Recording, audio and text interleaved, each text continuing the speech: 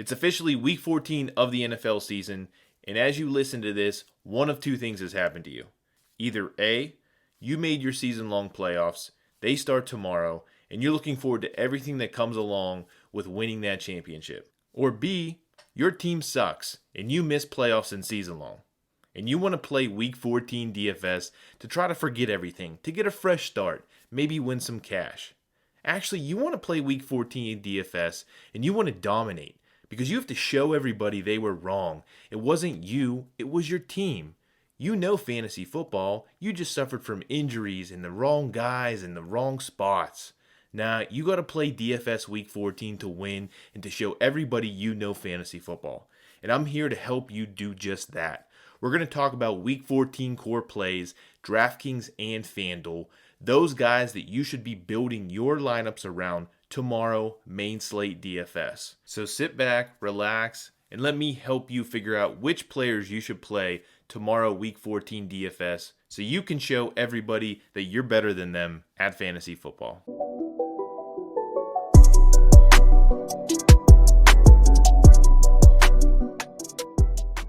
Hey everybody, and welcome back to No Huddle Fantasy Sports and the week 14 DFS video. Here on YouTube, we're talking just that, DFS for tomorrow's main slate. That's DraftKings and FanDuel. We are looking at a little bit more of a difficult slate. We got a lot of different ways we can go. Some good matchups, bad matchups, good players in bad matchups. It's all here. It's all for us to discuss. We're going to cover it all quickly. You know the deal if you've been here before. This is No Huddle Fantasy Sports. We're going to quickly cover every single position in our core plays. Of course, if you're new here or simply haven't done so already, please make sure you subscribe to the channel. We deliver these videos each and every week. It's quality, good, free content to help you make sure you win each and every week at DFS and season long. And also, if you haven't checked out any other videos, earlier this week I published a video on matchup data, both season long and DFS. It applies to both. There are full spreadsheets linking all 32 teams ranked 1 through 32, talking about defense versus position and which players on paper are in the best spots.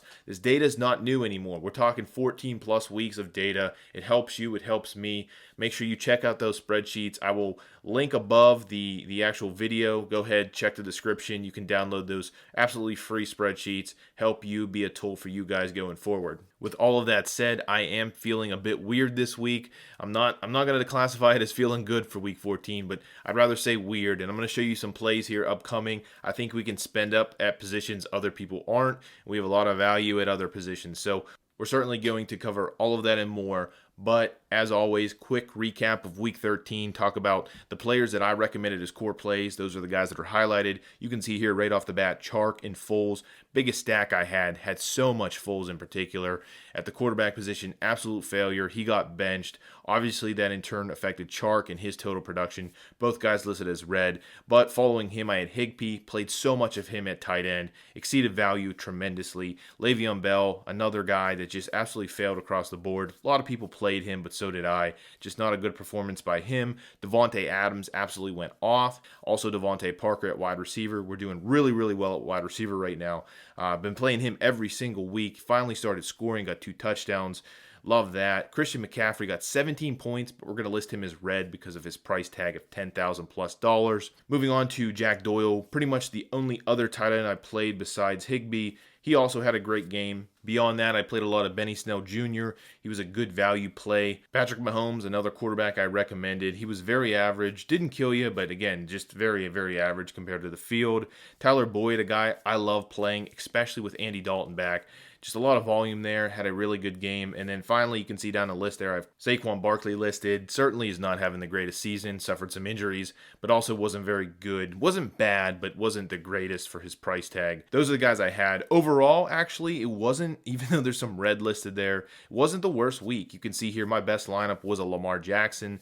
Pretty much playing him every single week. I had him listed in other considerations, but his lineup absolutely went off. 195 points. I think that went like 10x according to my buy-in. If I played anybody but Johnson at receiver, I'd have a chance there. I believe 233 won the overall tournament. But even beyond that, you can see some of the plays were so hot, so fire, like the Adams and the Devontae Parker plays, Nick Foles' lineup still cashed, which is unbelievable considering he put up like 6 points.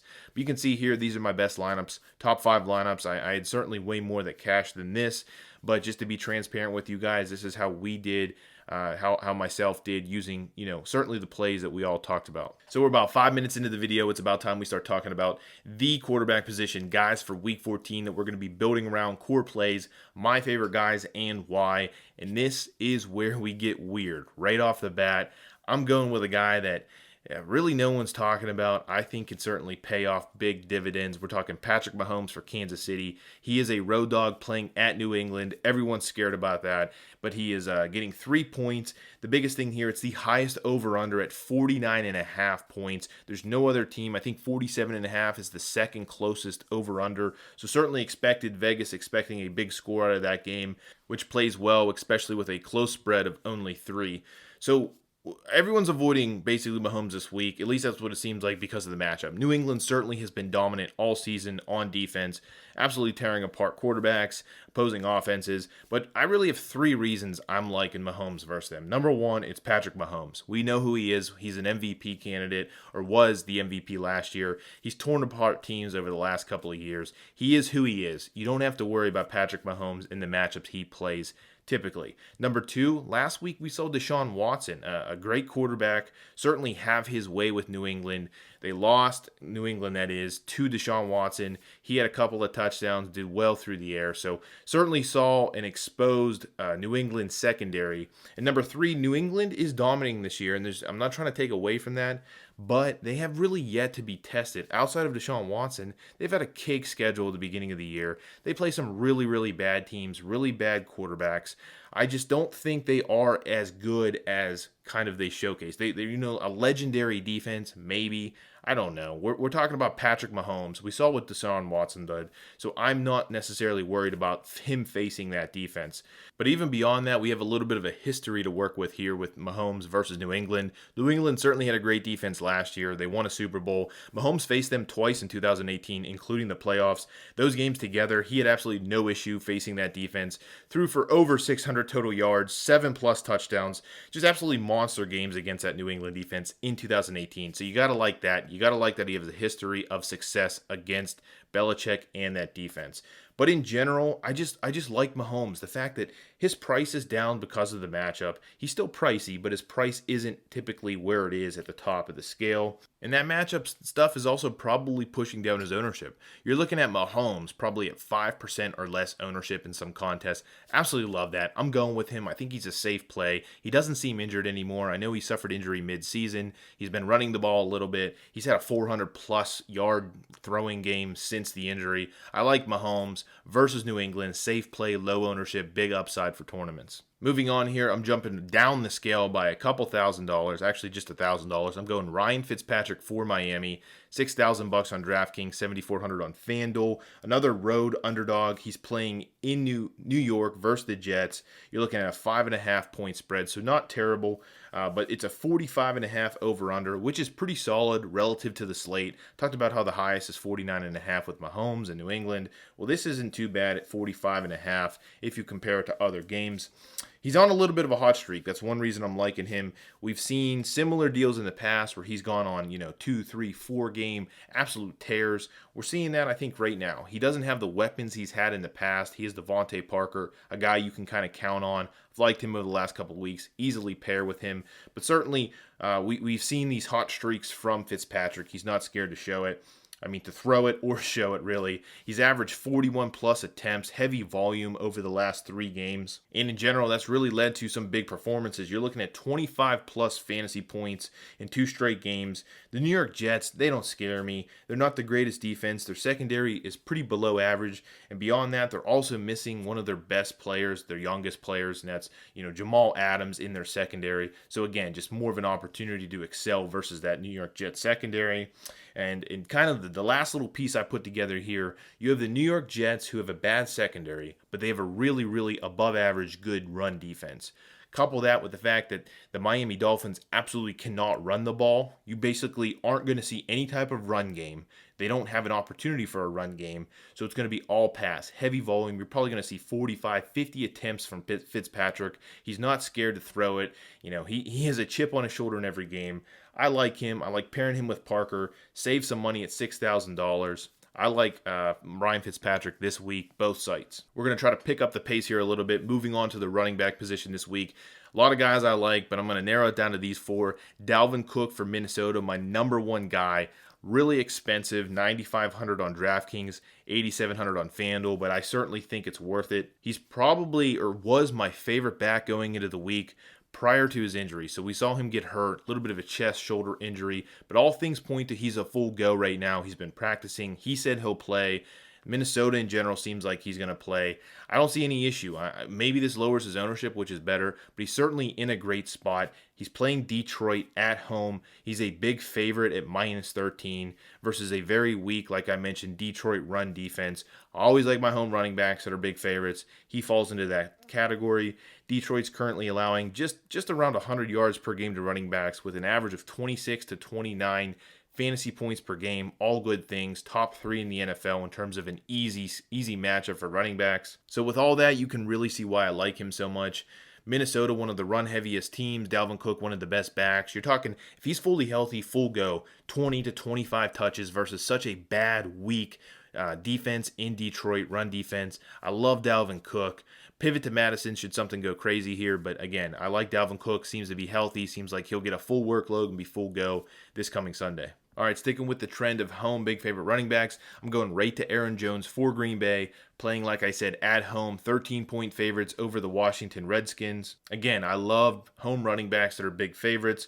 Washington might not be as weak of a defense as that Detroit run D, but they're certainly giving up a ton of points, a ton of yards, 107 yards on average given up on the ground to running backs. They're top 1/3 in the NFL in terms of fantasy points per game given up to the running back position. I think they're top 10 or top 15 in yards per carry at 4.2. Just all bad signs in terms of a bad defense, and in good signs in terms of Aaron Jones and any running back for that Green Bay offense. The only thing that's kind of scared me about him in the past, he doesn't have a consistent workload, but if we try to focus down here and look at games of Green Bay in which they won by a lot or dominated, you're talking about 17 plus touches or more for Aaron Jones. So certainly if game script and everything kind of goes in his favor, he gets the touches, he gets the volume, he gets the usage. So you're talking about 15 to 20 touches with the right game script. If they're truly 13-point favorites and the game goes like that in Lambeau, I think he can certainly get to that 15 to 20 point 20 carry workload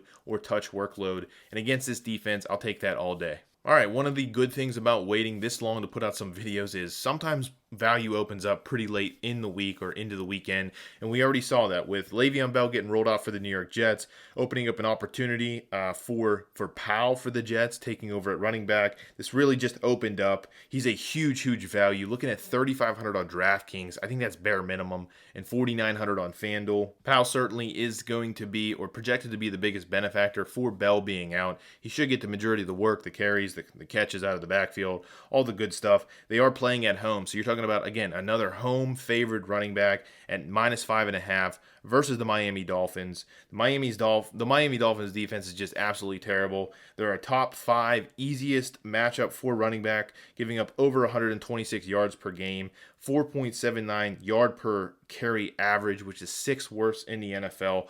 So really all good things. You would really like Bell in this situation. We don't have him. At $3,500, you got to like Powell in this situation. Again, he's probably going to be highly owned. I don't care. I think that's an incredible value on both sites. Stick him in your lineups, build around him, helps you fit more expensive guys. And the last guy I'm going to list here, we're going 4 for 4 for home favored running backs.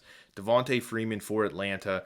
$5,400 on DraftKings, $6,000 on FanDuel. Good prices for him. Isn't having the greatest season, but has suffered from some injuries. Atlanta's offense being pretty bad. Matt Ryan being banged up. I think he's in a good spot this week. Again, he's playing at home for Atlanta against Carolina. Home favorite at -3.5, so should be a close game. But the sticking point here is Carolina and their run D. really a juicy matchup for any running back, including Freeman. You're looking at a team that's either number 1 or 2 in terms of fantasy points given up to the running back position this year, 2019 season. Talking about, again, basically the easiest or the second easiest matchup for all of running backs. I don't care who you are. It's a great matchup if you're a running back. They're currently allowing a league worst 5.3 yards per carry. Know a lot of people are worried about Freeman. Again, not having the greatest season, not getting a ton of usage, not really doing anything with the usage he's getting.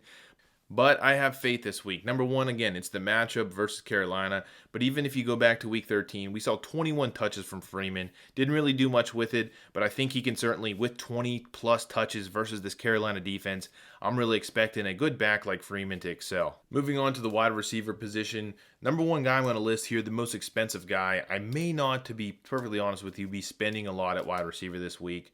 But I do, if I'm going to spend up, I'm going Michael Thomas. There's a lot of options you can go for at the top. A lot of people are talking about Devontae Adams, rightly so. But I really like the run game in Green Bay, so I'm going to pivot to Michael Thomas in New Orleans. Tough matchup versus San Francisco. I'm not scared. Guy can excel versus any defense. It really doesn't matter. He's a safe play. 10 targets a game over the last 3 games, 30 targets, 24 receptions over the last 3. I'm not really worried about it. I think they continue to throw. They're not going to have too. I mean, it's going to be a tough matchup, but they're not going to have too much trouble. Again, a safe play, Michael Thomas for New Orleans. The guy I'm willing to pay up for at the wide receiver position should I go there. Beyond him, my second favorite guy is probably Julian Edelman for New England. Pretty, you're dropping $1,000 or more in price tag. I like his price on both sites. He's really underwhelming. He doesn't flash. He doesn't do a whole lot in terms of, he's not Mike Evans. He's not Michael Thomas, Devontae Adams, Julio Jones, but he's right up there in terms of wide receiver 1 numbers. You're talking about a really solid week after week player, 32 targets over the last 3 games, averaging 19 fantasy points per game. Clearly the number 1 target without Gronkowski for Tom Brady. Love Julian Edelman in a good matchup versus Kansas City, who is notoriously weak on defense all around, but better versus outside receivers than inside receivers. Inside receivers have been able to take advantage of Kansas City's defense. I really like Julian Edelman for New England. Just like the running back position, I think there's some extreme value opening up at wide receiver. The guy I'm looking at is Paris Campbell for Indianapolis, coming off injury, but he's $3,200 on DraftKings, just dirt cheap, $4,800 on FanDuel. Again, an extreme value play. You don't need a lot, but we're seeing boosted volume for the wide receivers that are basically left for Indianapolis. You're talking about T.Y. Hilton being out, Eric Ebron being out, really just decimated with injuries. Campbell is coming off injury, but all signs point to him being full go. I think he's going to get much more usage than he had in the past. In the past, you're looking right around 5 targets a game, but it's basically Jack Doyle, Pascal, and him. So I think his usage goes up 5 to 10 targets. Again, you're talking about dirt minimum cheap, but the big thing here is an elite matchup versus Tampa Bay. Tampa Bay literally can't stop anybody in terms of wide receivers. So you're in a plus matchup, plus matchup versus Tampa Bay. Paris Campbell should see a little bit more usage. I really like him on the cheap at wide receiver. Finally here, I love Jamison Crowder for the New York Jets. I've loved him basically all year long. Him and Darnold have a really good connection, especially when Darnold's on, Crowder's on, and I really like Darnold this week. So you're looking at Jamison Crowder, really good price tag, $5,300 at DraftKings, $6,000 on FanDuel, a guy that maintains volume, 21 targets over the last 3 games. So you're looking at 7 to 10 targets every single game out of the slot. Facing Miami, again, I talked about them earlier, really weak defense all around. 6th easiest matchup for wide receivers in PPR. So if you're playing DraftKings or just, I guess, season long, if you're considering that and watching this video, thanks for doing it. Jamison Crowder, really good PPR guy for the New York Jets. Moving on to the tight end position here. Week after week, this seems to be the best move, and that's to pay way down at the tight end position when you have the opportunity. I think we again have that opportunity this week. Jack Doyle for Indianapolis. Talked about how much I like Paris Campbell because of basically the matchup with Tampa Bay. It's basically the same thing here. $4,600 on DraftKings. Really cheap. $6,800 on FanDuel, so maybe I'd think about it on FanDuel. But he's seen an increased opportunity with Eric Ebron on the injured reserve. He had 11 targets in Week 13. Turned it into 6 catches for 73 yards and a touchdown. I think Brissett really likes using the tight end, so that really benefits Doyle. Top offensive weapons are out, all with injuries. Top 5 matchup versus Tampa Bay. I already talked about how bad they are versus wide receivers. Pretty much same boat versus the tight end. You can really see the numbers listed here. All very favorable things pointing to Jack Doyle in a great spot versus Tampa Bay this weekend. And I can also jump way down the list here. We can go with Carolina's guy, Ian Thomas. 2,500 on DraftKings, 5,000 on FanDuel. Crazy cheap value. He's on the list basically because Greg Olsen's not playing this weekend, so you're going to see an increased opportunity. Carolina does use their tight ends. Kyle Allen seems to favor them. Targets Olsen a lot. You're talking about an 18+% of target share going to the tight end position for Carolina. Olsen averaging 5 to 10 targets per game. It's basically simply a price play, value play. Took it at $2,500, gets a couple catches, maybe finds the end zone, blows value out of the water. I like Ian Thomas, helps you get into Mahomes and the more expensive players. And so that really wraps up the big core plays. A couple of other guys, other considerations I always like to mention. Pretty much talked about it earlier, Lamar Jackson for Baltimore. Safest play for playing cash games in DFS. Just stick Lamar Jackson in. He's the safest floor in DFS right now, I believe. Maybe Michael Thomas rivals him a little bit at wide receiver, but I love Lamar Jackson every week. I'm going to make sure I get at least 15-20% exposure to him. Sonny Michel here, a very interesting play. I don't really like playing him. He's having a really bad year. Basically just runs into his line, gets a yard or two. But Sonny Michel's in a great matchup versus Kansas City, one of the weakest, if not weakest, defenses versus the run game. That's how you basically beat Kansas City, is run the ball, control the clock, keep the ball out of Mahomes' hands. So I believe, Belichick's a smart guy. He might just do that, and Sonny Michel would be technically the back to get 20 carries, and he can certainly pop off with 2 red zone touchdowns any given game. So, again, a really long shot here, but Sonny Michel. Devontae Parker, already talked about him a little bit, how much I like Fitzpatrick. He's the guy, easiest guy to pair with him. You know the targets are going there. Tyler Boyd, love playing him lately. Really cheap value for Cincinnati, playing against a Cleveland team that's just kind of falling apart. But Tyler Boyd certainly gets more increased opportunity and has a better quarterback with Andy Dalton playing. Finally here, Travis Kelce. I'm preferring Travis Kelce with Mahomes over Tyreek Hill. Belichick does a great job shutting down your best player. It's just a matter of who he's going to shut down. Is it Hill or is it going to be Kelce? We've seen him shut down like Andrews for Baltimore. So it certainly could be Kelce, but I'm banking on Kelce being the play over Tyreek Hill. All right, so that wraps it up. A little bit of a lengthy one there. I do apologize, but I'm really pumped for Week 14. I'm liking what we're setting up here. There's some high-owned guys we're playing. Powell is certainly going to be owned. He's cheap. It's going to help us, though, get in Mahomes. Other guys that aren't going to be owned with elite upside. I really like what we put together. I'm really excited, like I said, about these core plays, about Week 14.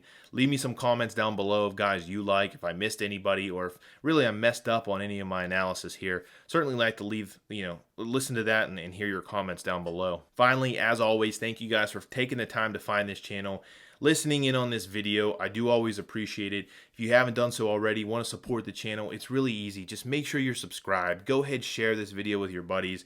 Give it a thumbs up if it's helpful. And that's really it. That helps support me, No Huddle Fantasy Sports, and everything we're putting together here. With that said, I won't waste any more of your time. Good luck tomorrow. You suck at season long, remember that. But you're going to prove everybody wrong tomorrow in DFS because you're going to take down $1 million or do something crazy, right?